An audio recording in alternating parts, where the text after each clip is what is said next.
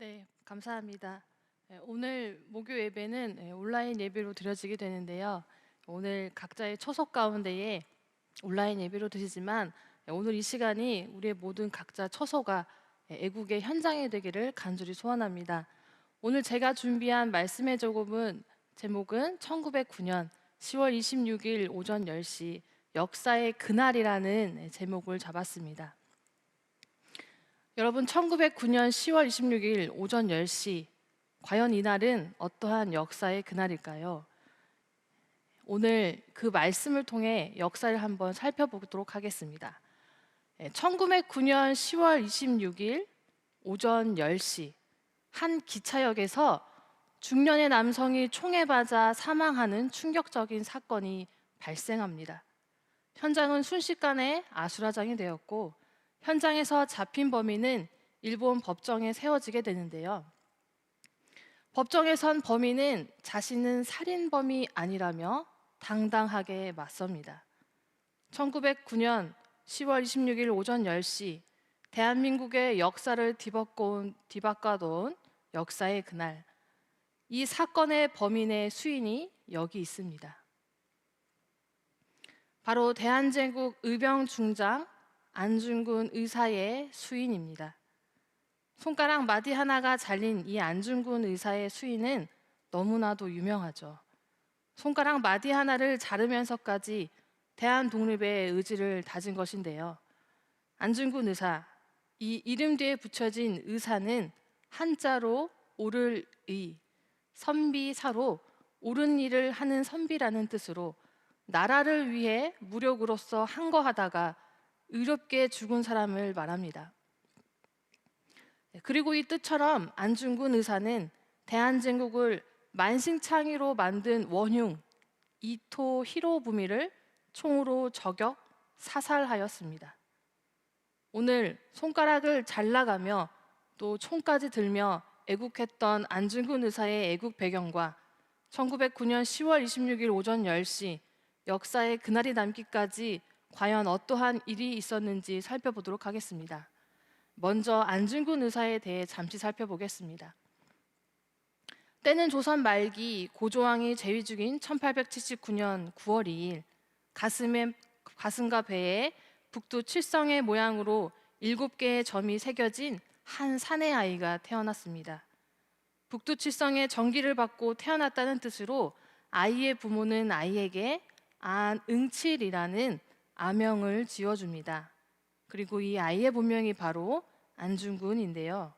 아버지 안태훈과 어머니 조마리아 사이의 맏아들로 태어난 안중근은 가문 대대로 무관을 배출한 무인 가문답게 안중근 역시 어려서부터 말타기와 활쏘기를 즐겼습니다.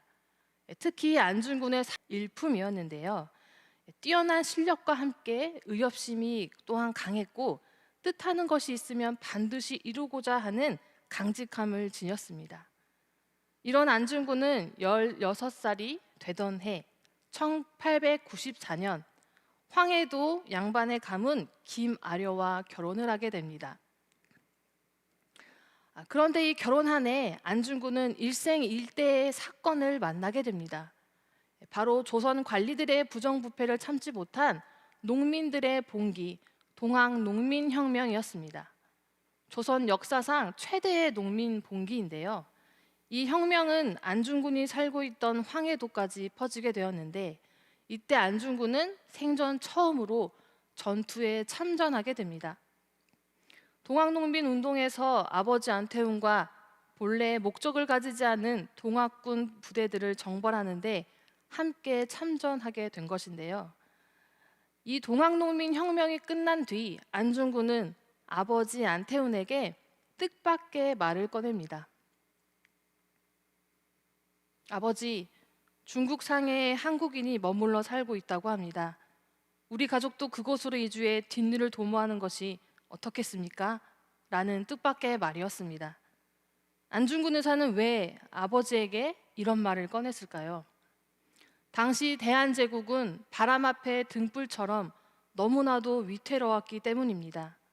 이때는 일제가 대한제국의 외교권을 빼앗는 조약을 강제로 체결한 해로서 1905년 을사늑약이 체결된 해였습니다.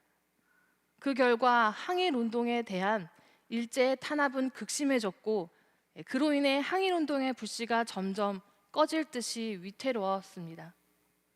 이에 안중근은 일제의 탄압을 피해 상해로 건너가고자 했던 것인데요. 그리고 이것은 안중근 의사의 의병 활동을 알리는 신호탄과 같았습니다.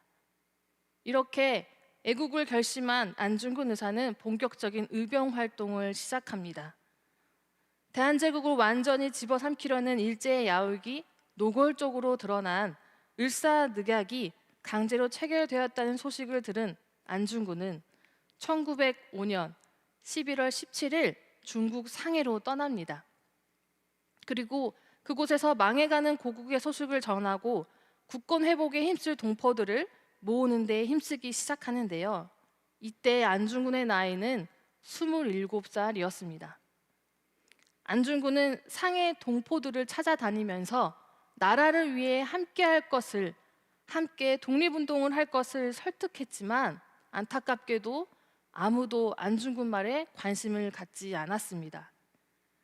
민씨 정권의 핵심 인물이었던 민영익과 인천에서 쌀 장사로 큰 부자였던 서상근을 찾아가 독립운동에 함께하자고 설득했지만 이들은 안중근을 문전박대했습니다. 그들은 나라가 망하든 말든 내 가족만 평안하고 잘 먹고 잘 살면 된다고 생각했습니다. 이때 안중근은 상해의 천주교 교회당에서 프랑스인 르각 신부를 우연히 만나게 됩니다. 그리고 이 르각 신부의 조언을 받게 되는데요. 그것은 바로 국권 회복을 위해서는 애국 계몽이 필요하다는 것이었습니다. 이 안중근 의사는 국권 회복을 위해서 애국 계몽 운동을 하기로 마음 먹습니다. 이 계몽 운동이라는 것은 지식 수준이 낮은 국민들을 지식인들이 앞장서서 그들을 깨우치게 하는 운동이었습니다. 자, 그런데 국권 회복을 위해 이 애국 계몽을 운동을 하기 위해 다시 고향에 돌아온 안중근은 충격적인 소식을 듣게 됩니다. 바로 아버지의 사망 소식이었습니다. 굴량미 관계로 관가에 끌려가 수없이 매맞고 쇠약해진 몸에 을사늑약이 강제로 체결되었다는 소식에 충격으로 몇 번이나 쓰러졌던 아버지가 결국 젊은 나이 44세로 세상을 떠난 것이었습니다. 누구보다도 나라를 위해 일하며 안중근의 뜻을 잘 이해해주고 지지해줬던 아버지의 사망 소식에 안중근은 몇 번이나 까무라치며 큰 충격에 빠졌습니다. 그러나 이윽고 안중근은 아버지 영정사진 앞에 다짐합니다. 아버지와 함께 계획했던 독립운동에 더 정진할 것을 다짐하며 교육을 통해 민족의 수준을 높이는 것이야말로 나라를 살리는 길이라는 것을 다시 한번 확신했습니다. 멀리 앞을 내다보지 않으면 큰 일을 이루기 어렵다고 생각한 것입니다. 이에 안중근은 학교를 세우기로 결심하는데 학교를 짓기 위해서는 돈이 필요하죠. 이에 안중근은 다시 한번 큰 결정을 내립니다. 바로 대대로 물려받은 집안의 재산을 모두 처분하기로 결정한 것인데요. 이 결정을 내린 안중근은 가족들에게 이렇게 말합니다. 지금은 우리들이 제 몸과 가족만 돌보고 있을 때가 아니므로 나는 집과 나라를 멀리 떠나 여러 곳을 돌아다니며 나랏일을 위해 목숨을 바치기로 맹세하였다 라며 가족들에게 자신의 결정을 이야기했습니다. 이 결정에 가족들은 반대하거나 원망할 수 있었습니다. 그러나 가족들은 그렇지 않았습니다. 가족들 모두 한마음으로 안중근 결정에 따랐고 함께 했습니다. 그렇게 안중근은 집안의 재산을 모두 처분하고 사문학교와 도내학교를 세워 교육 구국 운동에 힘을 쏟기 시작했습니다. 그런데 본래 교육가인 안중근은 곧 의병으로서 무장 투쟁가로 변신하게 되는데요. 그 이유는 바로 일본 통감 정치에 있었습니다. 이 통감 정치라는 것은 일제가 설치한 통감부의 장관이 대한제국의 정치와 외교, 군사의 모든 일을 통솔하고 감독하는 것을 말하는데요. 1907년 한국의 초대 통감인 이토 히로부미는 고종을 강제로 폐위시키고 군대를 강제 해산시키며 산림과 강산 그리고 철도까지 빼앗으며 한국의 식민지화를 본격적으로 추진했습니다. 한일 완전 합병 계획을 은밀히 실행한 것이죠. 이러한 통감 정치를 본 안중근은 인생의 가장 극적인 전환점을 맞게 된 것입니다. 그래서 교육가였던 안중근이 의병으로 변신하게 된 것인데요. 이 의병이란 나라가 외적으로 침입으로 위급할 때 민중 스스로 싸우는 구국 민병을 뜻하는데요. 이 의병이 된 안중근 의사는 러시아 블라디보스톡에 망명하여 본격적으로 의병 활동을 시작하게 됩니다. 그러나 이 러시아라는 낯선 땅에서 함께 독립운동을 할 동포를 찾는 일은 결코 쉬운 일이 아니었습니다. 그래서 안중근은 한 가지 방법을 생각해내는데요. 바로 신문에 글을 실어서 동포를 찾는 것이었습니다. 안중근은 신문에 이렇게 글을 실었습니다. 오늘날 우리 동포가 단합하지 못한 탓에 삼천리 강산을 외놈에게 빼앗기고 이 지경이 되었도다. 청년 형제들은 결사하여 우리 국권을 어서 회복하고 대한제국 만만세를 온 세상이 놀라도록 한마음으로 단결하여 불러보세. 라는 결의에 찬 글이었습니다. 그리고 놀랍게도 당시 이 글을 본 블라디보스톡에 거주하던 많은 동포들은 안중근과 뜻을 함께하기 위해 모여들었습니다. 그 결과 1908년 4월 러시아의 동포들과 함께 안중근은 드디어 의금 부대를 조직하게 됩니다. 그리고 안중근은 이 의금 부대의 의병 참모 중장이 되는데요. 이 의병 참모 중장으로서 안중근 의사의 독립에 대한 투지는 이 의병 출전 격려사에서 잘 나타냅니다. 안중근 의사의 격려사는 이러했습니다. 한 번에 이루지 못하면 2번, 3번, 10번에 이르고 100번을 꺾어도 구람이 없이 금년에 이루지 못하면 내년, 후년, 그렇게 10년, 100년이 가고 또 만일 우리에 대해서 목적을 이루지 못하면 아들 때, 손자 대에 가서라도 반드시 대한국의 독립을 이루고야 말리라는 각오가 있어야 한다. 그리하면 기필코 큰 일도 이루어질 것이다. 라는 격려사였습니다. 의병 참모 중장으로서의 독립에 대한 투지는 더욱더 뜨거워져 갔던 것입니다. 그리고 이 격려사가 있던 다음 해인 1909년 2월 7일 조국을 배신하고 또 민족을 배신하고 일제에 아부하며 자신들의 살 길만 찾던 조정의 타락과 친일파들이 득실거리는 것을 보고 안중근은 무너진 국권을 회복하기 위해 헌신을 맹세하는 동의 단지회를 결성하게 됩니다. 안중근과 함께 동의 단지회를 맹세한 동지는 총 12명이었습니다. 그리고 이들은 왼쪽 넷째 손가락 약지 첫 관절을 끊어서 손가락에서 흐르는 이 붉은 피를 가지고 태극기 앞면에 대한 독립이라고 쓰고 맹세를 했습니다.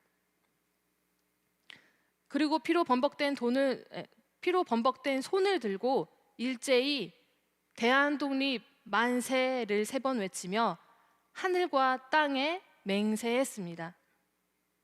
그리고 이들은 조선 침략의 원흉이었던 이토 히로부미와 나라를 팔아먹은 일사조약의 대장 이완용을 처단할 것을 계획합니다.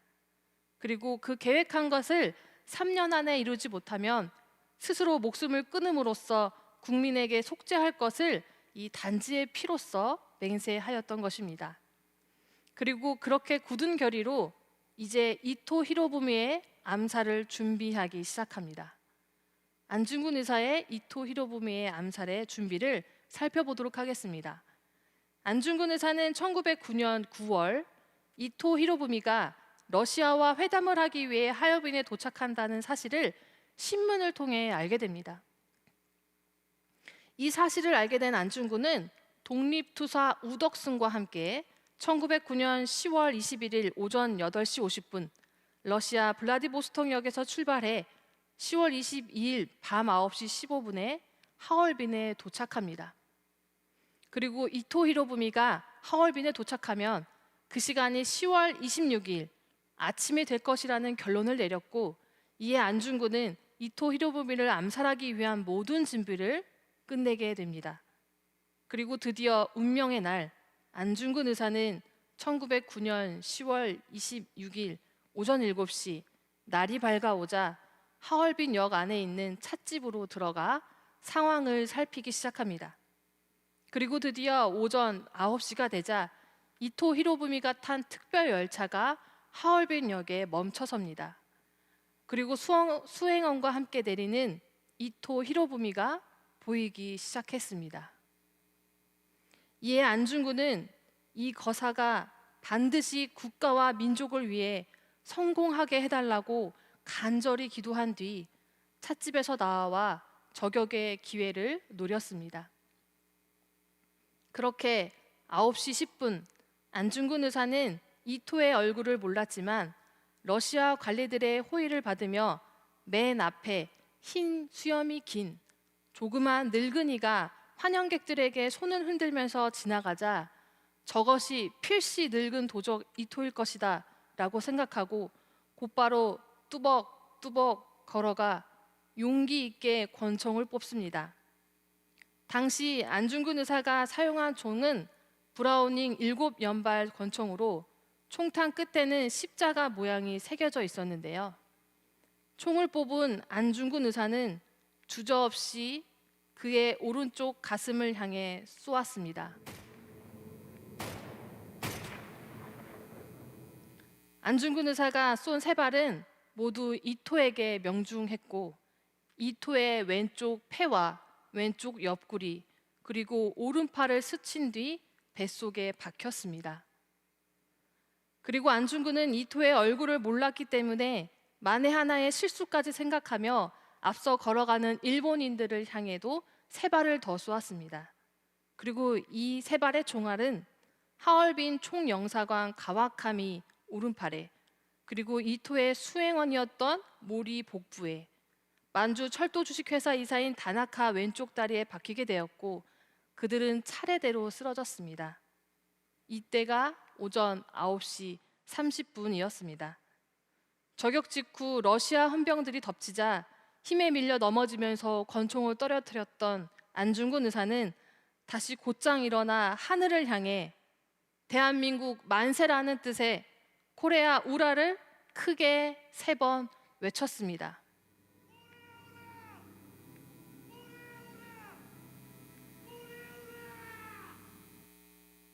이렇게 코레아 우라를 힘차게 외친 안중근 의사는 그 자리에서 붙잡히게 됩니다.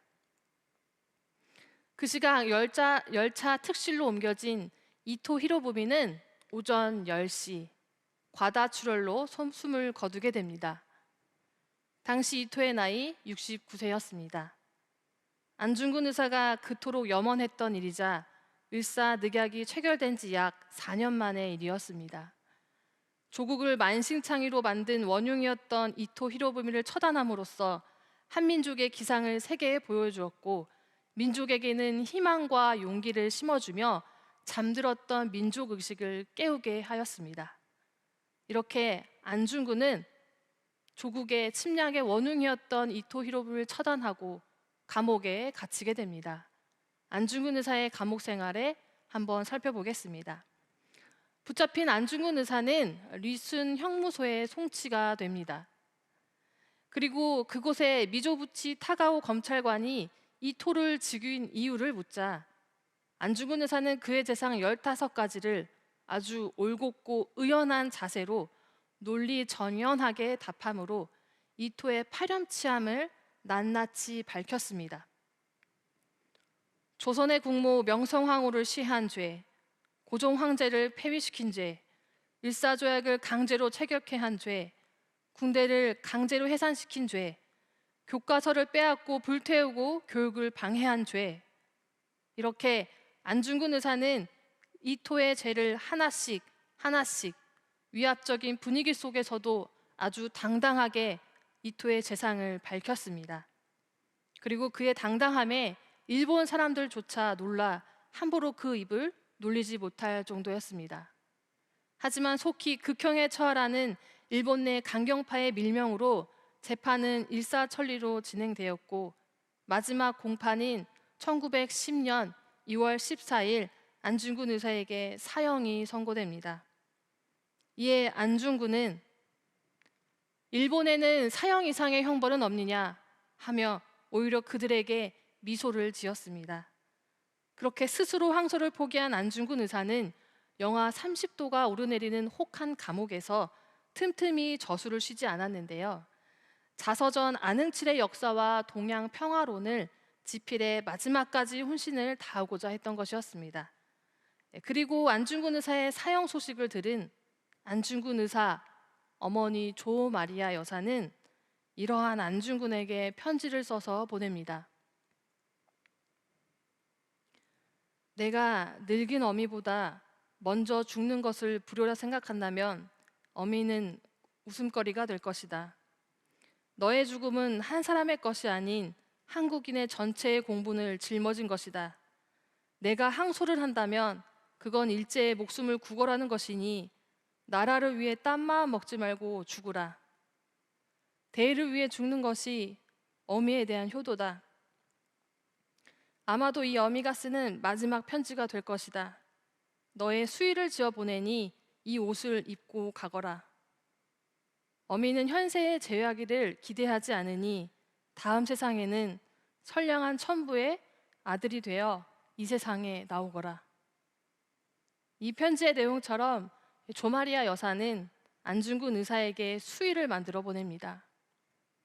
태어날 아들을 위해 베네 쪼고리를 지은 그 손으로 이제는 아들의 수의를 짓는 어머니의 마음은 어떻게 감히 우리가 짐작할 수 있을까요?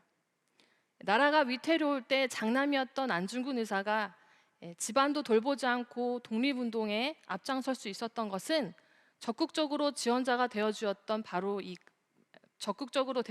이가 바로 어머니 조마리아 여사였기 때문입니다. 늘 집안일은 생각하지 말고 최후까지 남자답게 싸우라 하면서 안중근 의사를 늘 격려했습니다. 이에 안중근 의사는 자기 이익과 가정이 먼저가 아닌 나라와 민족을 위해 목숨을 바칠 수 있었고, 그 이유 중 하나는 이처럼 그의 아버지와 어머니로부터 이어받은 믿음과 애국심이었기 때문이었습니다. 그렇게 안중근 의사는 사형 집행 전날 두 동생 안정근과 안공근을 찾아왔을 때 가장 먼저 어머니의 안부를 묻고 불효의 죄를 용서해달라는 부탁을 전합니다. 그리고 그 자리에서 두 동생의 손을 잡고 기도를 올린 후 자신의 유언을 받아 쓰도록 했습니다. 안중근 의사의 유언은 이러했습니다. 내가 죽은 뒤에 나의 뼈를 하얼빈 공원 곁에 묻어두었다가 국권이 회복되거든 고국으로 반장해다오. 나는 천국에 가서도 대한독립을 위해 힘쓸 것이다. 부디 2천만 형제자매 모두가 나라의 책임을 지고 마음을 합하고 힘을 합하여 대한독립을 이루면 나는 천국에서 덩실덩실 춤을 추며 만세를 부를 것이다. 그리고 안중근은 이 유언을 쓴 뒤 어머니 조마리아 여사가 수의로 지어준 까만 한복 바지와 흰색 저고리를 입습니다. 그리고 그 다음 날 여순감옥 생활 144일 만인 1910년 3월 26일 오전 10시 안중근 의사는 형장으로 끌려 나와 교수대로 향했습니다. 안중근 의사가 교수대 위에 책상다리를 하고 앉자 간수 한 명이 그의 목을 밧줄로 감고 교수대 한쪽을 밟으니 바닥이 꽈당 소리를 내며 안중근 의사가 떨어졌습니다. 그렇게 10시 15분 안중근 의사는 32살의 나이로 순국하였습니다. 안중근 의사는 대한독립을 평생의 사명으로 알고 오로지 대한독립만을 도모했습니다. 그랬기에 사형 선고를 받고도 또 사형을 앞두고도 안중근 의사는 두려워하지 않고 당당하게 머리를 숙이지 않았습니다. 그럴 수 있었던 것은 애국혼 바탕에 나라를 위해 기도하는 믿음이 있었기 때문입니다. 안중근 의사는 중요한 일을 도모하기 전에 큰 결심을 또 앞두고 늘 간절히 두 손을 모아 하나님께 기도했습니다. 그야말로 안중근은 기도하는 군인이었습니다. 그 결과 두려움은 없었고 기꺼이 나라를 위해 목숨을 바쳤습니다. 오늘 이러한 안중근의 애국혼이 나라를 위해 기도하는 간절함을 오늘 자유로운 대한민국에 살아가는 우리 가슴 속에 새겨져야 합니다. 일제시대 때 나라를 빼앗긴 후 대한독립가들이 국권 회복을 위해 가장 힘썼던 것은 바로 애국심 배양이었습니다. 독립운동가 단재 신채호 선생은 국민의 애국심은 역사를 읽을 때 생긴다라는 말을 남겼습니다. 안중근 의사 또한 하루라도 글을 읽지 않으면 입안에 가시가 돋는다 했습니다. 이렇듯 올바른 애국혼과 역사가는 올바른 역사를 읽을 때 생깁니다. 1909년 10월 26일 오전 10시 우리나라가 겪은 뼈아픈 역사 중 비록 하루라는 한 날에 불과하지만 이날은 대한민국 역사에 결코 잊혀지지 않을 역사의 그날입니다. 위국 헌신 군인 본분. 나라가 위태로울 때 몸을 바치는 것이 군인의 본분이다. 이 안중근의 의사의 말이 오늘 우리의 고백, 우리 후손의 고백이 되어야 합니다. 비록 안중근 의사는 당시 처한 나라를 위해 총을 들었지만 후손들이 총이 아닌 나라를 위해 두 손을 모아 기도하는 애국혼으로 깨어있기를 안중근 의사는 소망했습니다. 나라가 없으면 개인도 가정도 없습니다. 나라에 대한 목숨을 바치는 것은 미련한 것도 아닙니다. 또한 의미 없는 죽음도 아닙니다. 오늘 안중근 의사와 많은 순국 열사들의 목숨과 희생 위에 우리는 이렇게 평안한 조국 위에 서 있습니다. 그렇다면 이 평안함에 안주하지 않고 나라를 위해 쉼없이 기도하며 올바른 역사를 읽을 때에 우리의 애국혼이 나라의 등불이 되어서 더욱 세계를 깨우는 대한민국이 되어야 될 줄 믿습니다. 다 같이 기도로 마무리하시겠습니다.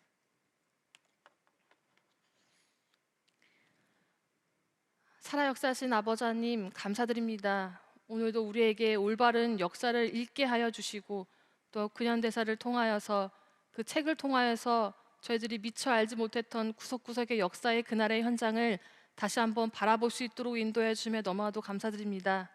아버지, 저희들 이렇게 평안한 조국 위에서 저희들 이 평안함에 안주하지 않고 날마다 아버지 앞에 두 손 모아 기도할 수 있는 우리의 애국혼이 다시 한번 우리의 각 처소와 개인과 가정에게 일어날 수 있도록 인도하여 주시옵소서.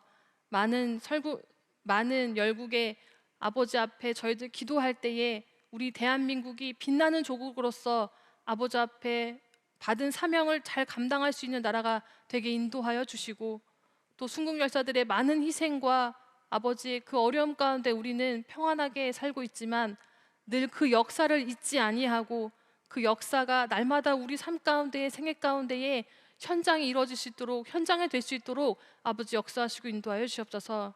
우리들의 모든 역사관이 아버지의 말씀과 믿음의 바탕 위에 올곧게 설 수 있도록 이 대한민국의 등불을 아버지께서 붙잡아 주시고 또한 깨어서 기도하는 백성들이 될 때에 이 대한민국의 모든 미래가 아버지께서 허락하여 주시는 은혜로 이 세계를 밝힐 수 있는 대한민국이 될 수 있도록 역사하시고 인도하여 주옵소서.